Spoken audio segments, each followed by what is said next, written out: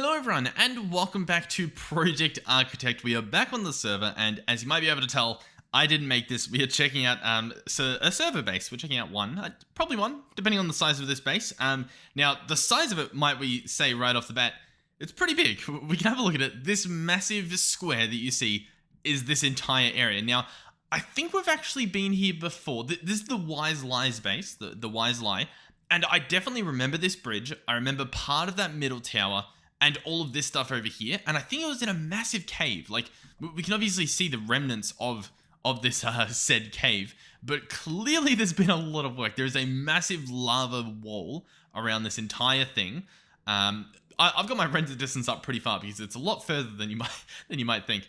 And then there's, I'll be honest, not entirely sure what I'm looking at, but there's one of these things. There's I don't know, some tube of lava going around. It doesn't look completely finished, but man, compared to how we looked at it last time, it has changed drastically. Very, very drastically. I'm not entirely sure what to look at, but one other thing we can do is I can press my little keybind here, as we have recently, and oh, isn't this a sight to behold? The glow from the lava. I'm currently using SUS PTGR.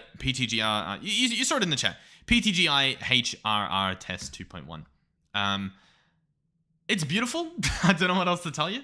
It creates a very ominous feeling with the dimming of the entire room. Like, this looks a lot darker and moody, and then this middle tower is like almost like a beacon of hope. You know what I mean? Like, there's all this light leaking in because up there, believe it or not, there is a hole. The hole, by the way, looks really cool with the like crack through the building here. But it does reach daylight following this massive power flower to the roof. But the other crazy thing is the walls keep going up. So this thing is very massive. You can see I've currently actually got a mod in to allow me to have my render distance further than the server view distance. So like occasionally you might see it, you know, struggling to stay loaded. But that is it's a sight to behold. And the scale is massive. I like this area though. We can toggle back off to have a look at what it looks like here. Man, I love that that's a thing we can do. Let all the lava load in. Like, this thing is massive. The crack it here is really cool as well. Black concrete and then just like stone and then stone slabs to sort of blend it in with the roof, the floor, depending on how you look at it. Okay, so we'll fall back down here into the lava cavern. I won't know, by the way, how often we should be watching with shaders on versus with shaders off. So I'll just be switching it on and off throughout the video, I guess. So this this path is really cool. The soul flames, I'm not going to even try to pronounce that word, go all the way up here with fiery torches. There's a little bit of a banister, but not really. I guess it's if you trip, you have something to quickly grab onto as you fall to your doom. But then we have the tower. You know what? Let's I think this does call for a little bit of shader action as we walk in here. See what it looks like. Oh yeah, it didn't look too crazy going in. I thought maybe it'd be a little bit I don't know, darker with like some more light shafts coming in. So what is this? Emerald ore bricks, and it's like a little smoker. I don't really know, but it's there. It's doing its thing.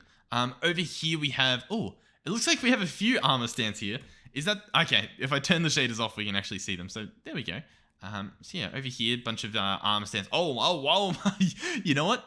Didn't notice that when we walked in with shaders on, but it just didn't stop ending as I turned my screen. It was like, okay, armor stands, tree people, armor stands. There's a lot of them.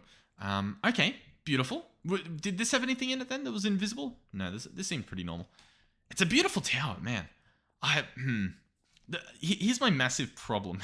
I would love to even try to do large scale builds like this, but I feel like I just don't have the time. You know what I mean? Like I just don't. Yeah. It's tempting. It's tempting to try to do that in the playthroughs I have, but it's like I don't know. I don't think it would look good enough to justify the amount of time that it would take me to even attempt something like this. Like, how do you know at what point to put the stairs in, you know? And how do you know at which point to chuck in some cracked coal ore bricks and then slice them up with some just normal coal ore and then some normal stone? Oh, you know what? I think it's meant to give a bit of a burnt stone effect. You know what I mean? Well, I guess a seared brick effect, where it's like next to the lava, it's all heated at the bottom and cracked and whatnot, and then it slowly gets into the new stuff up there. That is beautiful. Okay, well anyhow, we'll come back over here. It is a very nice open plan layout out here. We even have this little melter. Surely this was responsible for all the seared brick you're seeing here. But if we run back over here, we have some reactors all set up. One thing I will say is I can't wait, or at least I hope, that there's a point where shaders are a little bit more, oh, for some reason, are they see-through or are they glossy? I think they're see-through. The Zeus shaders made the reactor see-through. But what I was gonna say is, like, you know how there's corners there that are green? You know what? Let me change to a different shader real quick. Let me check out the Oceano shaders. Here we go. Oceano shaders. Most of these have been found on CurseForge. Okay, I shouldn't have. I'll be back. Okay, what I was going to say was, you know how these bits light up green? I was going to say it's going to be cool if shaders get a little bit more mod friendly, which I think these recent editions of Rubidium and Oculus for the shaders that I'm using currently without Optifine, I think the addition of these might make it a little bit more enticing for things like that to glow, right? Like this little red light should be giving off a beautiful glow and all of that sort of stuff, but I think that just comes in time. But anyhow, we've got reactors powering up stuff. Then over here we have an ore laser base. So this guy is currently mining lime ores. We can actually probably press U and see what this is used for. So depending on what biome we're in, which is a cave biome, apparently that's a thing, it might generate something different. So you can look at all the different biomes here, like in mountains, it will give you emeralds and stuff like that. I'm guessing this one's just getting us uranium currently. Whitelisted biomes, nether, but I don't know.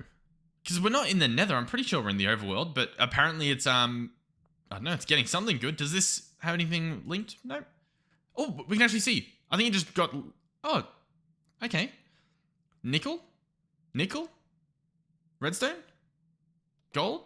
It's just getting a bunch of different ores. Sure, beautiful. Okay. We also have a random little modern chair. Modern chair? Sure. Modern chair with a simple end table. What do we have over here? We have a little energizing orb set up with some spirited energizing rods. Little multi-servo press. A carrot cake? That is a marvelous cake. That is a massive cake. What else do we have? We have a backpack that's hooked up with a bunch of importers. Okay, beautiful. I guess maybe you use the backpack, you go mining and stuff, you come back, you place the backpack down, and it just will empty itself. That's pretty cool. An infusion pedestal. Oh, we've got an importing spot. So like, once you're done with the backpack, place it here. When you're ready to go with the backpack, you place it here and it'll fill up with stuff, maybe. Over here, we have a bunch of mechanical squeezers, some golden hoppers, and a bunch of that sort of stuff. We can turn these off if we want to look a little bit better. I also realized before I was looking at everything with night vision on. So I don't know if that made a difference in terms of like the visual quality. So we can try the Zeus shaders later maybe to see if things look a little bit nicer. But anyhow, the place is lit up pretty marvelously because of the sheer amount of lava everywhere. So I don't think that's much of an issue. Lighting, I guess. So this part here is like the hub. I mean, it's pretty messy. Like, let's be honest. Instead of even using wireless like network transmitters, they've just got cables going everywhere. What's this? The Fox box? Oh, but how do I? The Fox box. A bunch of blazing archwood saplings. Lava leaking everywhere. We've got a bunch of block places, a bunch of fluid extractors. These are all getting latex, by the way, from these oak logs. I'm pretty sure if you use acacia logs, they're better, or maybe spruce logs. One of those logs is actually better to use than just oak. This is a very long setup. Yeah, sure. Why not? I'll be honest, not really sure where the foxes come into this, but yeah, you know what? Maybe there's another level. Let's see if I can I just... Nope, it's just that, unless we go up. Oh, no, that's not the fox box. This is just a really groovy elevator. So yeah, not really sure. Anyhow, you know what? Let's give it a test. Let's see what's in the nether. Come on. Show me what you got. Oh, I mean, hey, it's in a beautiful biome, but it doesn't really have anything built around it. There's also, I guess, some other portals that they accidentally made. I always end up having a billion nether portals on the other side. In fact, I think we do in Vault Hunters. We have a bunch of nether portals. It was a bit of a mess. So what's this wall? This is the pumpkin wall. Oh, carved pumpkins or carved jack-o'-lanterns. Okay. I like it. Oh God. Okay. But fair enough. That's a creepy one up there. Just this very simple. It just looks creepy. A dimensional cross block. Okay, some sort of portal, I would imagine. Oh, what do we get? Oh, I guess testing out all the different handrails from XK's deco. There we go. Okay. Over here we have a little setup. I guess filling the ender tank with water. Getting water, filling it up with water from water buckets. Oh, okay. So because check out this. So if you look at a bucket, right?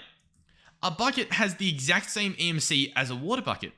So what's happening here is this guy is being filled up completely with water buckets. Yeah, with water buckets. And he's filling up this ender tank. Instead of needing to set up a pump of some sort. Because, to be honest, there's not... Like, the traditional pumps you're used to using aren't really available here. I mean, to be honest, there's an aqueous accumulator, which I'm pretty sure is pretty good. But I guess this guy might even be faster. Maybe. One tick for a bucket worth of water.